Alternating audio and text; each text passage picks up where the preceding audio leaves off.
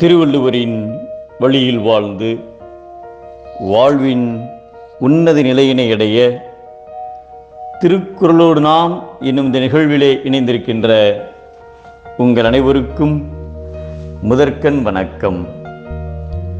குறள் எண் 229, அதிகாரம் ஈகை. இரண்டாவது உலகப் போரின் போது நாடுகள் இரண்டு குழுக்களாக பிரிந்தன. அமெரிக்கா, பிரிட்டன், ரஷ்யா போன்ற நாடுகள் ஒரு குழுவிலும், இத்தாலி, ஜப்பான், ஜெர்மனி போன்ற நாடுகள் மற்றொரு குழுவிலும் இருந்தது. இந்தியா பிரிட்டிஷ் ஆட்சியின் கீழ் இருந்ததால் அவர்களுக்காக போராடுவதை தவிர வேறு வழியில்லை. அதே நேரத்தில் 1943 ஆண்டில் வறட்சி மற்றும் சூறாவளி காரணமாக வங்காளத்தில் உணவு பற்றாக்குறை ஏற்பட்டது. உணவு பற்றாக்குறை தீவிரமடைந்த போது உள்ளூர் அரசாங்கம் போதுமான உணவு வழங்குமாறு பிரிட்டிஷாரை கேட்டது.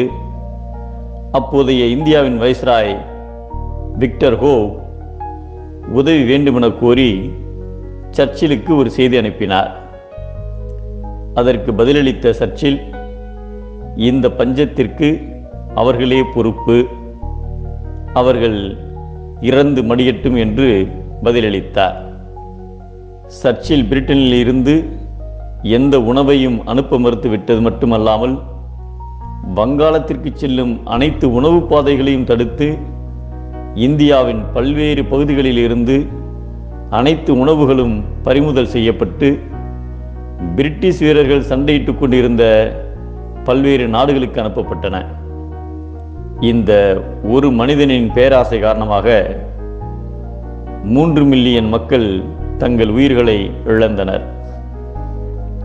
சமீபத்திய விசாரணையில் அப்போது பிரிட்டனில் டன் கணக்கில் உணவு இருந்தது என்றும் அந்த ஆண்டில் அதிகமாக தானியங்கள் சேமிக்கப்பட்டு இருந்ததாகவும் தெரிய வருகிறது.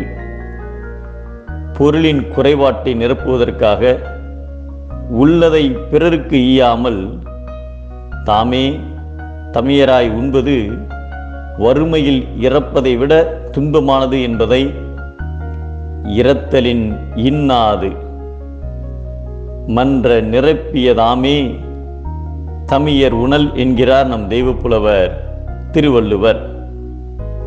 இருப்பதை கொடுப்பவர் உயர்ந்தோர், இருப்பதை மறுப்பவர் தாழ்ந்தோர்.